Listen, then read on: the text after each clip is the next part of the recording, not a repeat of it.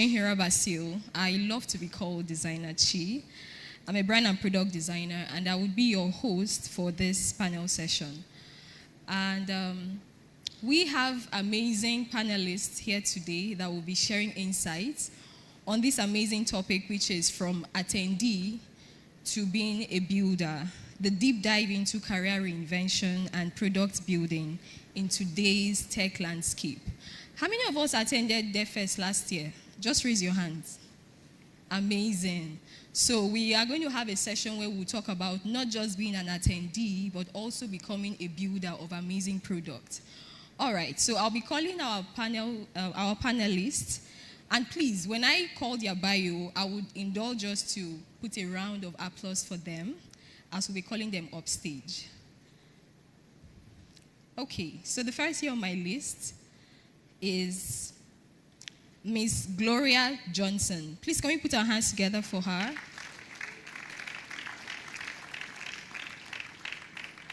Please, the faster you clap, how do they do it in church? The faster you clap, the quicker she comes. All right. So while she's walking up stage, I will give her bio. She's a passionate community manager, an open source advocate, and an alumni of the All in Africa program, How Gits Killed Africa. She received a Cheerleader Award for uplifting and encouraging fellow contributors. She currently contributes to the OPIA marketing team and CHAOSS as a DEI badge reviewer. She previously contributed as a NORM Africa program manager and product management channel lead at She Code Africa. Please, let's put our hands together for her. Outside work, she loves to spend time with family and meet new people. Thank you so much for joining us. Okay, so I'll be calling our second panelist.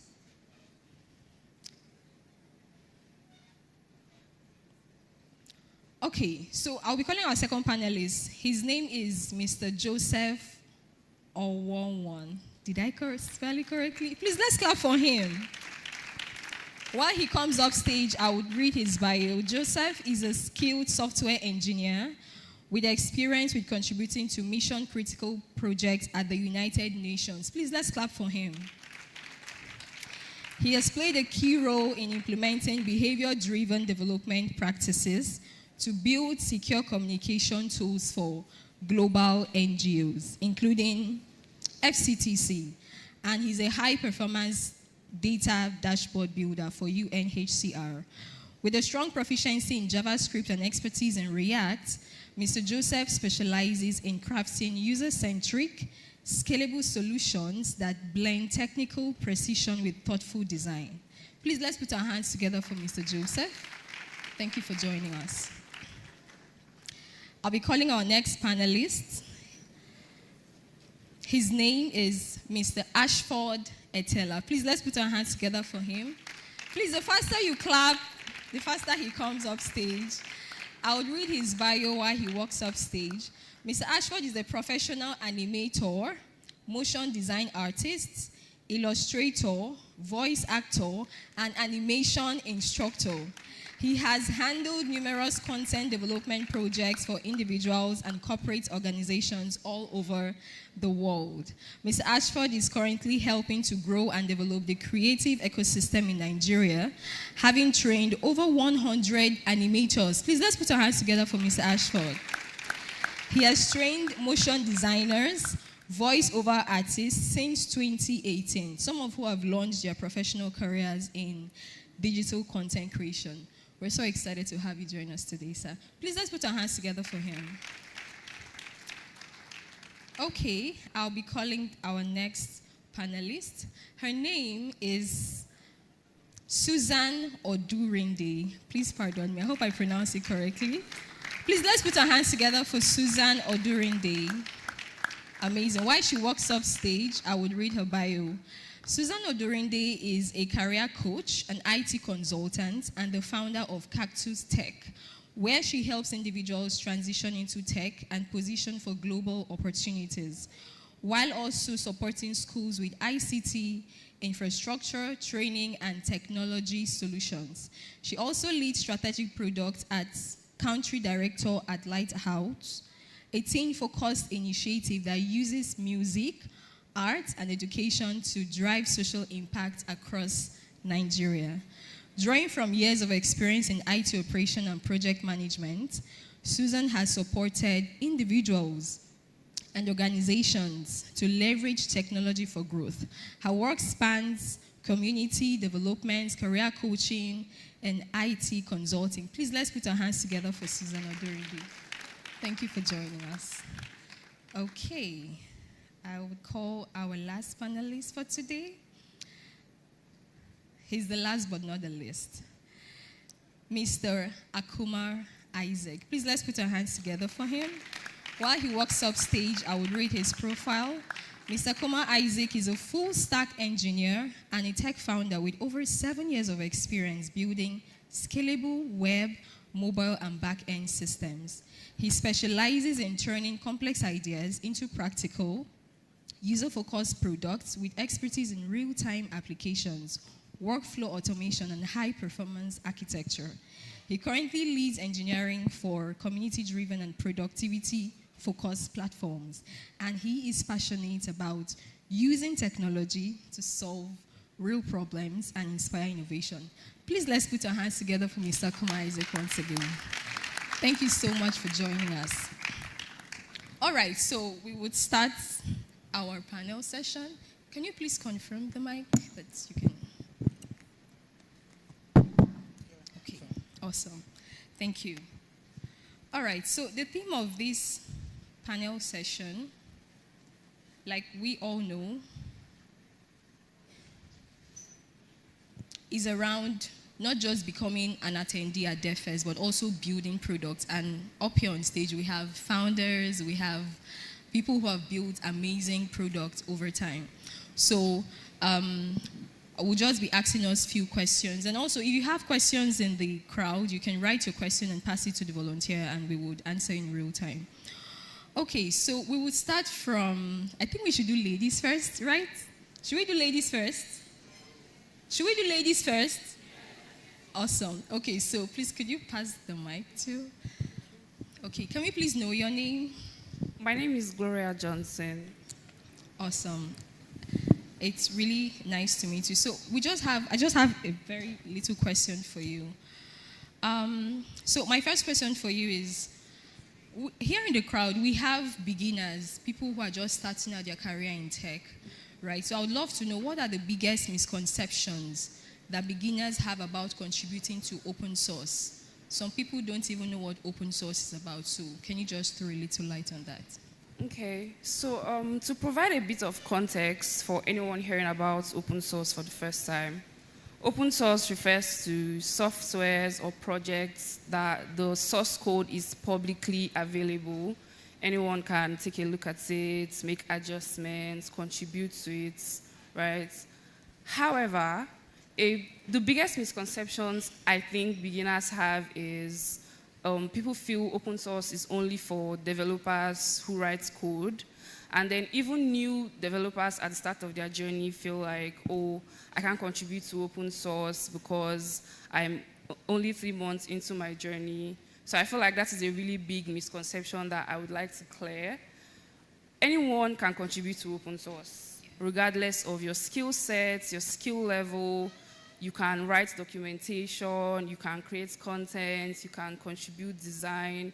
Like, people can do any and everything in open source. So I just want to put that out there to the audience. If anyone feels like, oh, I can't contribute to open source because I don't write code, or even if I write code, I'm not an expert yet, you can contribute regardless of your skill set and your skill level. Thank you. Awesome. Please, let's put our hands together for that. Thank you so much. So I love what you said. You said that anyone can go into open source, because some people feel like open source is just for a selected few, just like how some people feel like tech is just for a selected few. So I love that you mentioned that open source is for everybody. Thank you so much. So please, could you pass the mic to Mr. Ashford? Thank you. Okay.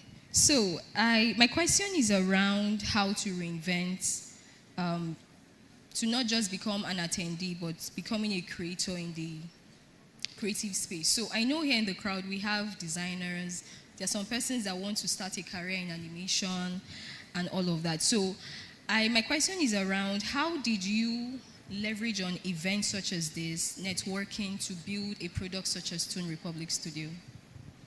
Thank you for your question. One issue that lots of creatives tend to have, especially within animation, that I have personally observed, is the fact that we like to spend a lot of time on our projects, a lot of time in front of the laptop, and not really enough time at events. And it's something that I understand, because most times our projects have tight deadlines. We have to work as we have to dedicate so much time to our work that sometimes there are certain aspects of our career that might get neglected. Chief of which is coming out, meeting people, attending events. Well, I started my animation career professionally as an animator for a tech company.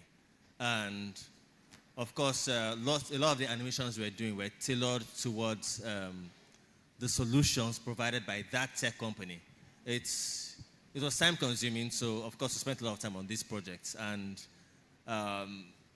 it was only after I began to come out and attend events that I got to meet people who were interested in other aspects of animation, which we had not really had the opportunity to dive into, because most of the animations we were doing were tailored towards a particular solution. So we're animating basically to provide content for a software built by this company. But there were other aspects of animation that we hadn't really touched, that we would have really loved to touch, that would have really loved to, express our creativity in. But it was only after I started attending events that I got to meet people that were like, oh, I'm a screenwriter. I have this script. Can you animate it? How much will it cost? How long will it take? And sometimes that's all you need to break into new markets and get your content seen by people that did not even know that such productions were possible in Port Harcourt or were already being done in Port Harcourt. I'll stop here. Thank you so much. So this is to tell us that the person sitting beside you could be the next investor for your startup, right? So don't just attend an event such as Devfest. You don't interact with anybody. The only person that knows you attended Devfest is just you, yourself, and your chair. So he has said something about interacting with other people, right? So that's really important. Please, let's put our hands together for that answer. Thank you so much. Okay, so my next question is to you, Susan Odorinde, beautiful lady. All right, so I understand that you're the founder for Cactus Tech. Okay. So, being that your tech journey has cut across different countries such as the United States, Nigeria, and Canada, can you share with us how navigating different countries, different cultures, and different work environments shaped who you are today, like from being just a student to become an edutech founder? Let's just know. Thank you. Thank you very much for the opportunity. All right, I'll start by saying that cultures are different. Local contexts are different. Local realities are different. And so what this experience living across different countries, working in different environments has taught me is to have an open mind and always be willing to learn, to unlearn certain things, and to relearn. Right? And so this has also made me see myself as a global citizen. And I encourage every one of us to see ourselves as such. We are all global citizens. The way the world has become and tech rising with opportunities in remote work and even tech-enabled migrations like the Tech Nation visas that many countries offer today, you can serve any country. You can serve any people group. So first of all, understanding that you need to keep an open mind, be willing to learn, be willing to relearn and unlearn, and also see yourself as a global citizen. This is something that it has taught me. And it has also made me understand that as such, I have to raise the standard of my work, because my work can be seen anywhere. You never know where it's going to reach. And so, even though local realities are different and you have to observe the nuances of different culture, there are certain things that speak across border. Things like the technical skills you gain, things like excellence, integrity, timeliness. Those things are cut across different cultures. And when you have that mindset that I'm a global citizen, my work can reach anywhere, I could be serving any people group, then you have that mindset of growth and top-notch standards. Thank you so much. Please, let's put our hands together for her. That was an amazing response. So there was something she said that really stood out for me. She said, having that culture of learning, relearning, and unlearning. There's one quote I really love to say: consistency has no side effects. If you keep on putting your best, definitely you would always stand out. Thank you once again for the response. Okay, so please, could you pass the mic to Mr. Akuma Isaac? Thank you so much, sir. So I just have a question. So you've spent over 7 years transforming complex ideas into scalable systems. I would love to know what helped you to reinvent yourself from being just a developer who executes tasks to becoming a builder who builds solutions. Thank you. Yeah, thank you for the question. Okay, the biggest catalyst for me was working at a startup with a very small team. At that moment, ownership is like ownership of any given task or an idea is simply only way you can succeed. Okay, for an example, just barely 2 years within my career, I was tasked to develop a bidirectional syncing system, a file syncing system. What that means is just what Dropbox does. Now, Dropbox is a multi-billion or multi-million company, but I was taxed barely 2 years into my career. That helped me to learn and research, learn a lot of things, how to architect a scalable system. Based on that, I ended up learning things like FS event, which most developers here might not even know what that is. I have to learn about conflict resolution. I have to learn about file deduplication, and a whole lot of concepts that average developer will never come across in their day-to-day life. And assuming I was in an established company, that wouldn't have been possible. It was possible because I was in a startup with a very small team. There was no senior engineer that would give me a blueprint on how to develop that. So it's not left for me to own that task or that idea. Our CEO gave me an idea, no blueprint, nothing. I had to do my own research, come up with concepts, had to learn new programming language because it has to be a it has to support both Windows and Linux system as well. So a whole lot of things. So working in a very small startup will definitely help you from just trying to complete a given task to really owning the entire flow. And that have helped me a lot because not all, like automatically transform you into a full stack engineer because you now cut across the entire life cycle of that software. So yeah, working in a small startup will really, really help you from building, if you really want to dive into builders mode or that kind of stuff. So that really helped me. I believe it will always help anyone else that try to transform from just a mere developer to a builder. Thank you so much. Please, let's put our hands together for him. Thank you.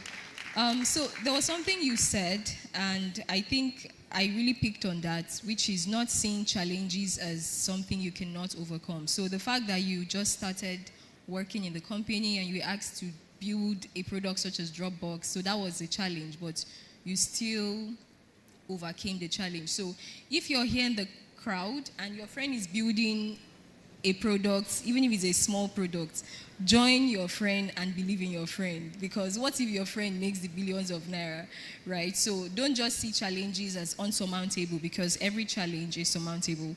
Thank you so much for the response, sir. Thank you. Please, could you pass the mic to Mr. Joseph? Okay, thank you. So my question for you is, you've built tools for global NGOs such as the United Nations. We would love to know what key technical and career decisions helped you to move from just being a beginner to building solutions that operate on international scale. Could you ask the question again? Okay, I'll say that one more time. So you've built tools for global NGOs such as the United Nations. So reflecting back, what would you tell us could be the key technical and career decisions that helped you to move from not just being a beginner, but to building solutions at an international scale? All right, thank you. So it all boils down to understanding problem solving as a developer.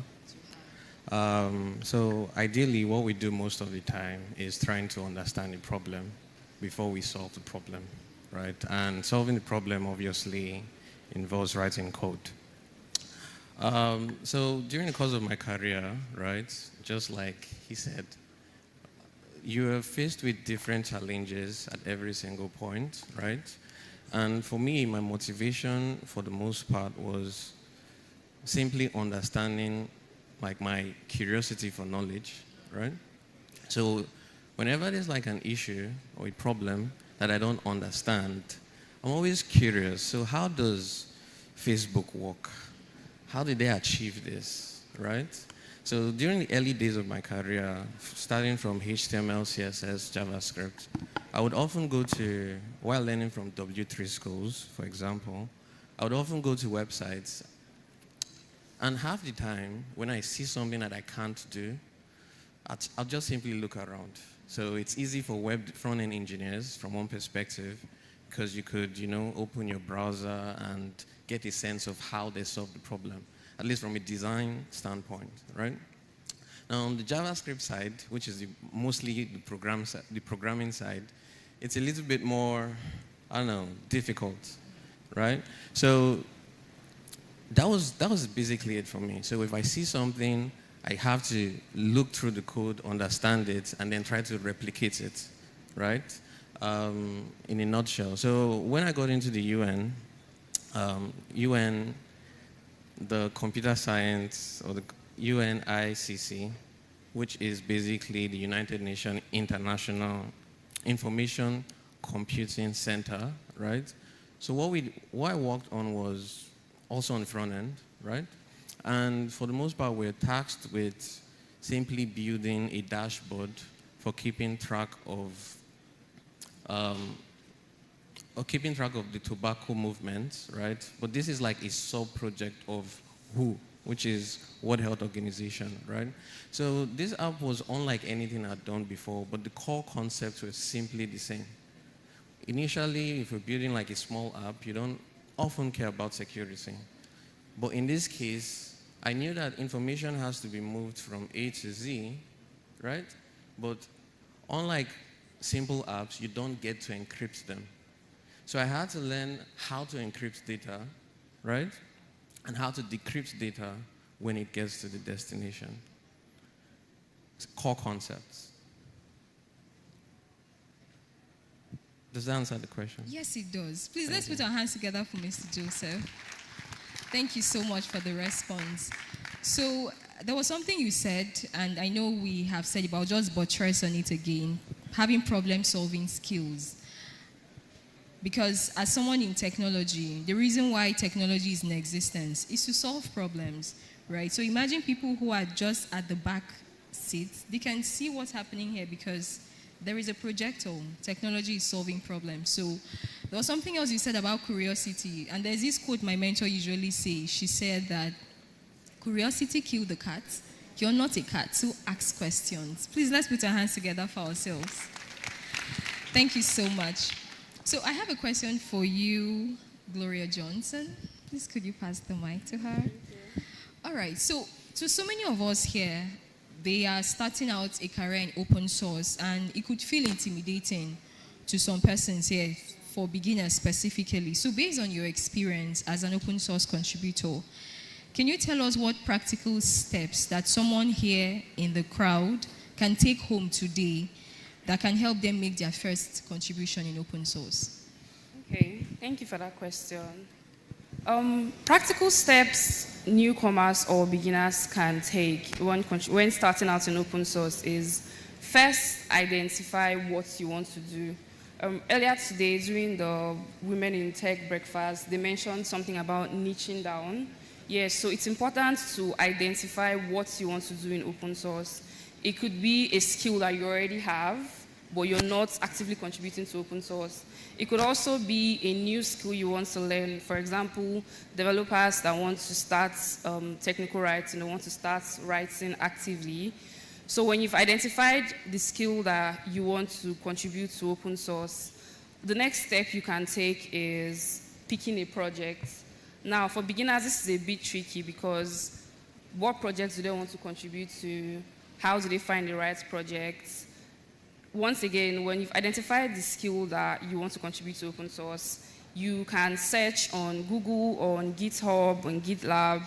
You can type keywords pertaining to the skill sets that you're bringing to the table. You could search HTML, good first issues, or Python beginner-friendly tags, and then you see like a whole bunch of tags would pop up, and then you can go through it. One way to make your contribution is on GitHub, you can leave a comment like, I'd like to assign this issue, or I'd like to work on this issue, and then the issue gets assigned to you, you make your contributions, you go your way. But one thing I strongly recommend is joining the communities. It's one thing to just contribute to the projects on GitHub, but the community has no idea who you are on a personal level. So I strongly recommend joining the community, introduce yourself, tell them what you do or what you want to learn, engage with other community members, engage with the project maintainers. This way you familiarize more with the project and you feel more comfortable contributing to that project. Another thing I recommend is, it's very important to look for projects that are newbie focused. You cannot be starting out as a newbie and then you go for like those high-end global projects. That may feel intimidating, but when you join projects that focus on newcomers and newbies, one project I always recommend is the CHAOS project. CHAOS is acronym for Community Health Analytics of Open Source Software. So what we do at CHAOS is we create metrics to check the health of other open source projects. Are their projects healthy? Is it scalable? Is it accessible? So at CHAOS, we have something called a newcomers hangouts, right? So every week, project maintainers come on this call and engage with newcomers. They'll talk like on a personal level, what you want to do, what you want to learn, and then you find out there are active maintainers, there are mentors who are ready to hold your hand and guide you along the way, and then that way it's not so intimidating. You feel comfortable contributing to that project. Thank you. Thank you so much. Please let's put our hands together for Gloria Johnson. Thank you so much. So there's something she said about joining communities. Don't just decide to contribute to open source in isolation, right? So go online, make research, join communities, ask questions. Don't just join the community and keep quiet. When you join the community, hi everyone, I'm doing XYZ. How do I go about this? Thank you so much, Gloria. Okay, so I have a question for you, please, Mr. Akuma Isaac. Could you pass the mic to him? Thank you. Okay, so scalable products start with correctly identifying real problems. So how can developers here, innovators here, designers here, how can they identify real problems here in Port Harcourt, Rivers State, rather than just copying the ideas we have in Silicon Valley? So how can we localize identifying real problems here in our community as innovators? Thank you. Okay, thank you for that question. Okay, Based on my past experience, on things I've worked on and currently working on as well, a good example is address verification. About 3 or 4 years ago, I developed a marketplace for a US client. Okay, so the marketplace, obviously, there's a logistic implementation in it, meaning when a seller wants to deliver a package to the customer, they will have to use the integration. Okay, for them, the most important thing to get from you is quite simple.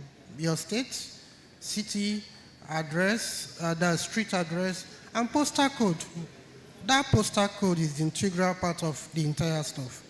Okay, with it now, I was able to look up what we call labels, shipping labels, and the seller can now pick the one that works for them.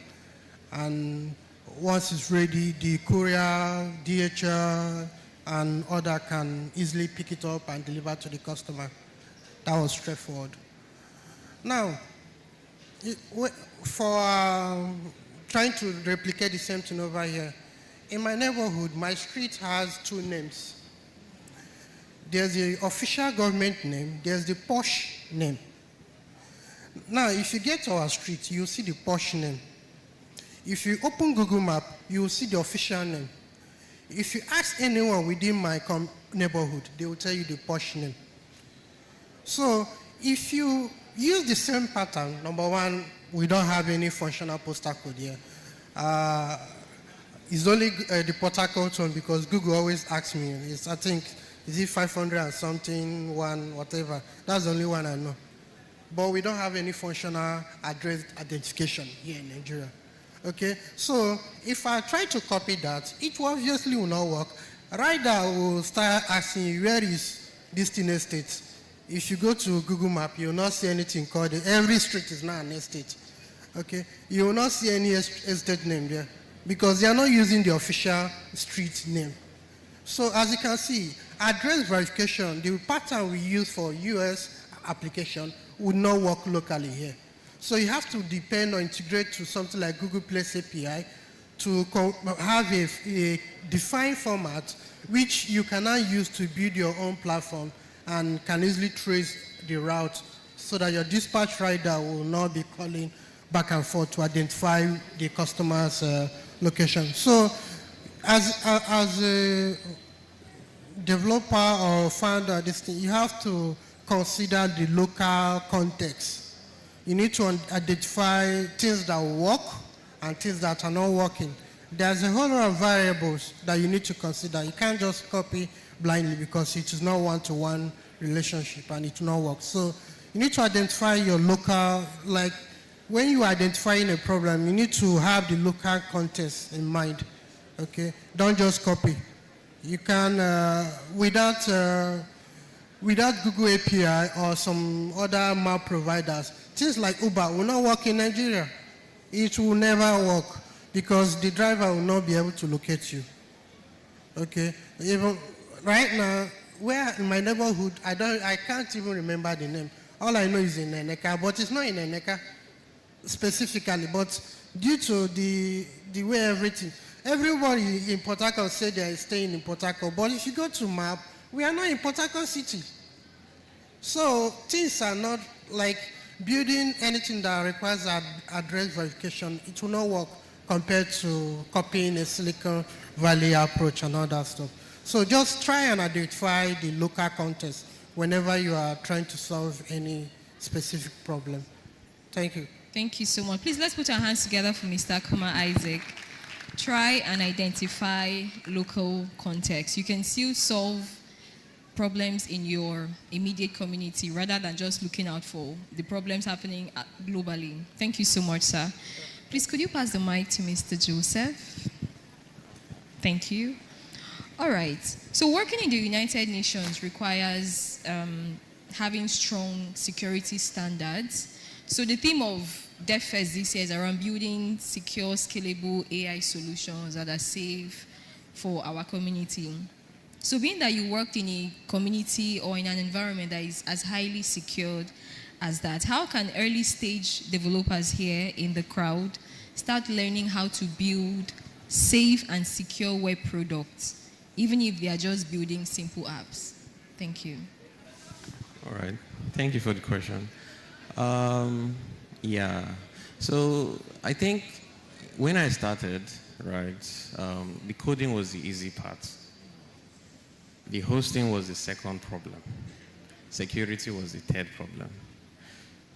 But luckily, nowadays, you don't have to worry about hosting anymore, especially on the front end and also on the back end as well.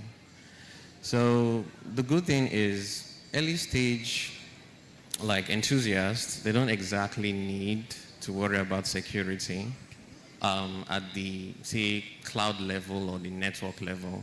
They only have to worry about security at the application level.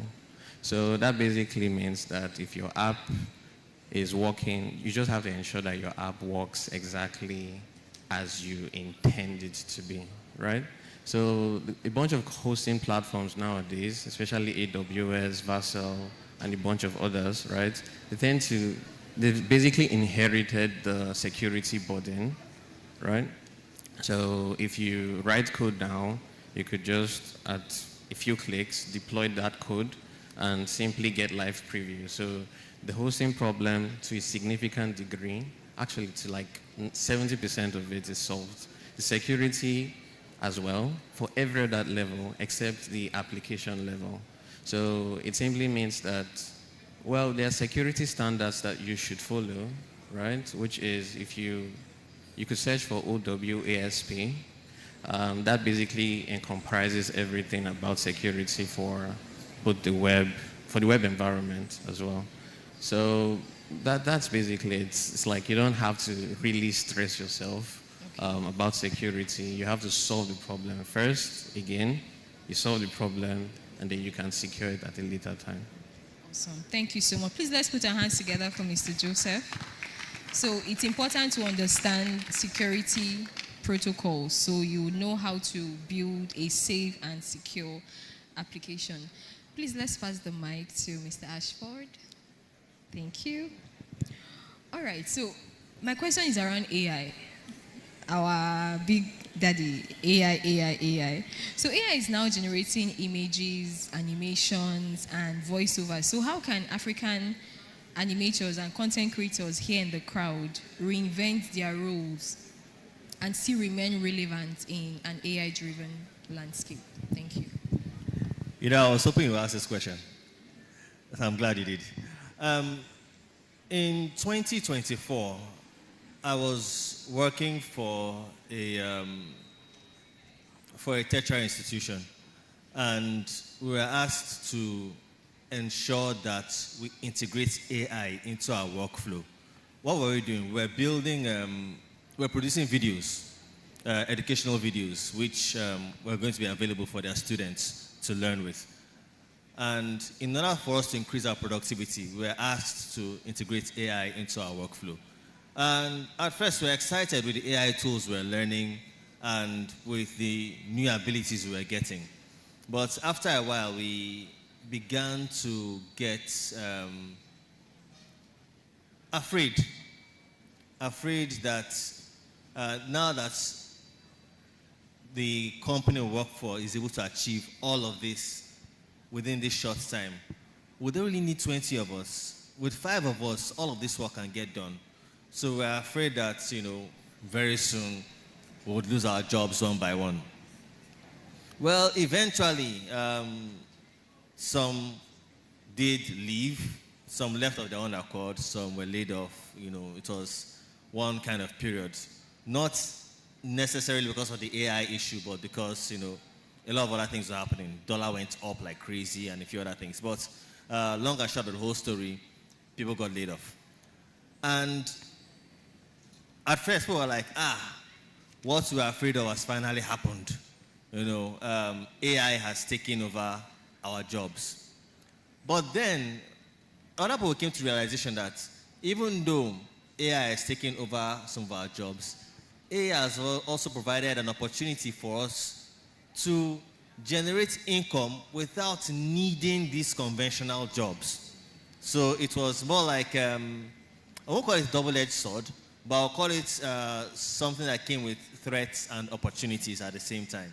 A few of my students have also asked me, why do we need to go through the stress of learning animation when the people who are hoping that to patronize us can simply use AI to generate these things by themselves? And I always tell them this story of 3 farmers working on a farm for their boss, who find out that their boss has bought a tractor. One of them is scared that because of this tractor, our boss will not need us anymore. What do? Do we protest? Do we write to the Senate, let them enact laws, protect our jobs, and restrict the use of tractors? What do we do? What do we do? Panic everywhere, the sky is falling. The second farmer is like, what is wrong with you? A tractor cannot tell the difference between a ripe tomato and an unripe tomato. So relax. Nothing will happen. Our jobs are secure. The third farmer does not even join the argument. He simply learns to use a tractor. He just went to learn how to operate a tractor and came back and kept working. By the following year, the third farmer was the only one with a job on that farm.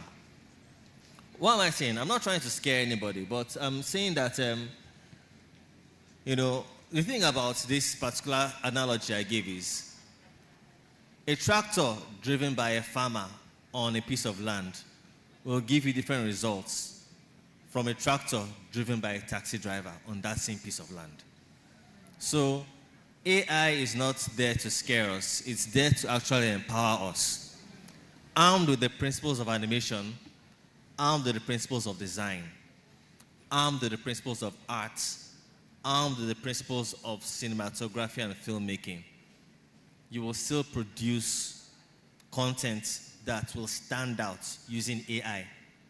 And yes, there will be clients that will say, we can use this AI software ourselves. We don't need animators anymore. But there are clients that will tell the difference between what you did with AI and what they did with AI. So what I'm saying is, yes, it's good. Learn AI. Learn the different AI tools that can make your work easier and faster. You will still meet clients that will insist that under no circumstances should you use AI on these projects that we are giving you to handle. I'm working with clients like that right now that don't want to see anything AI in the project I'm working on for them. The other clients are like, if AI will make the job easier and faster, if AI will make it come out in 2 weeks instead of 2 months, by all means, do it, So, yes, AI has actually helped us in many ways. At first, it scared us, but then we realized that with AI, our work is much easier and faster now. Thank you so much. Please, let's put our hands together for him. Thank you so much. So we should see AI as an enabler, not as a competition, because if you don't start learning how to drive the tractor could drive you out of the farm. Thank you so much, Mr. Ashford. Please, could you pass the mic to Ms. Susan? Thank you. Okay, so my question is around attendees here, not just attending events. So what was that point where you had that personal shift on not just attending events and then taking down notes to actually inventing something meaningful like Cactus Tech? Okay. I would like to start by saying that a lot of times as human beings, we like our comfort zone, right? And when it comes to even our careers, our work, many people are just looking out for something that will make them comfortable, pay the bills. And so even when you begin to get into tech, you're just thinking of how to cash out. Well, the reality is that there are a lot of needs around us. There are a lot of needs to be solved, and we have been given the ability to solve those needs, to meet those needs, to solve those problems. Now, for me, the shift, I would say, wasn't one shift. It was different things. So Cactus Tech is basically bridging the education gap when it comes to tech in Africa. And it started out with, first of all, when I went to school in the US. My first year was very challenging.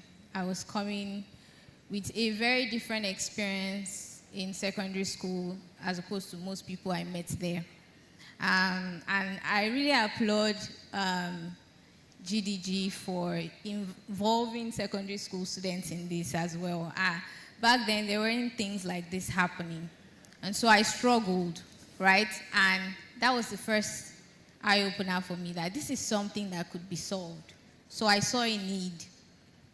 Now, obviously, I was a student for a while, then I worked for a long time, and the next shift that would come would be beginning to see and realize that actually the global workforce is African, the future of it. If you are following the trends and statistics globally, you know that the world is turning to Africa because our numbers are loud. We have the population. And so it kind of brought a sense of urgency to me, because I began to think, as these opportunities are coming, are we even ready for them? Right? Are we ready to take advantage of these opportunities? There are so many opportunities out there, but not many people are equipped. Not many people are aware. So that second shift came from understanding that there is actually a need, and it's time-bound. So understanding that there is a need and it's time-bound, there's actually a problem to be solved. Because it's one thing to have an idea, it's one thing for it to actually be relevant to what people need, right? So that also spurred a sense of calling, a sense of deep calling to this world. Because, to be honest, education is not a glamorous sector. Not many people go into it because it's not as lucrative as other sectors. If you even look at globally what governments of nations spend money on, you would see that just in the investment of governments, education is not always the leading, except in some countries like China that are investing heavily in education. So that was where the shift happened. First of all, I saw a need, then I saw that it was relevant to the time, right? And I like to encourage all of us that we are all builders. Once you have that mindset, regardless of the title, regardless of position, once you have a mindset that you want to solve a problem, you want to meet a need, then you can go for it. Thank you so much. Please, let's put our hands together for Miss Susan. Please, let's put our hands together for her. Awesome. Thank you so much. We are already rounding up this panel session, and it has really been insightful. We have a question here from the community, and it is to Mr. Animator, like he or she wrote here. So I would read it using his or her voice, because I believe it's a young person. Ever since I was little, I was always dreaming of being a voice behind a cartoon. Watching every Disney cartoon motivated my dream. Today has given me the opportunity to see a real-life animator. Please, let's put our hands together for who wrote that message. I am really glad, but I am wanting... Okay, let me correct this. But I have a question to ask. Can I start this big dream of mine? Must I have to leave the country and head to Broadway to pursue this dream as an animator? That's the question for you. All right, thank you for your question. As an animator or as a voice-over artist, the playing field has been leveled to a large extent. What do I mean by that? I have worked on cartoon series here in Nigeria, voiced by Nigerians, including Nigerian children. And these cartoon series are doing quite well on YouTube and other streaming platforms, some within the country, some outside the country. What we are doing presently is going beyond just animating and ensuring that we create opportunities for other creatives, especially in other areas that may or may not necessarily be animation itself. What do I mean by that? I mean that if you don't know how to animate, but you know how to mimic voices, for example, there are opportunities for you. If you don't know how to mimic voices, but you know how to dance, there are opportunities for you. If you don't know how to dance, but you know how to draw, there are opportunities for you. The thing about animation is that it is a nexus between creativity and tech. It is a nexus between different fields of creativity. In fact, I once shared my animation journey during the Young Techies Festival earlier this year, and I explained that when I started, I didn't even know I was going to end up being an animator because I was just learning different aspects of creativity. Started by drawing as a child, then went into making of instrumentals. At one point when I thought I was going to be a rapper, went into video editing, and then an opportunity came to voice jingles online. An opportunity came to make audiobooks for some pastors that I know. And all these skills I was learning in order to do these tasks well, they all were very relevant when I started my career as an animator.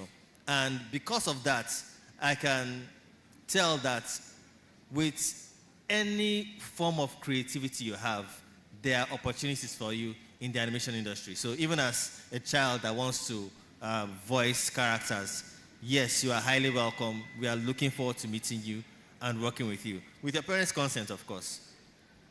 I'll stop there. Thank you so much. Please, let's put our hands together for Mr. Ashford. Thank you. We have come to the end of today's panel session. I hope we all learned one thing or the other, and of course, I did learn a lot as well. Thank you so much to our incredible panelists for sharing your insights, your experiences, and your practical advice. We had a great time. Thank you all so much. Please, let's put a round of applause for our panelists as they walk off stage. Thank you so much. Please, the faster you clap, the faster they go to their seats. Thank you so much. Thank you so much. Thank you so much.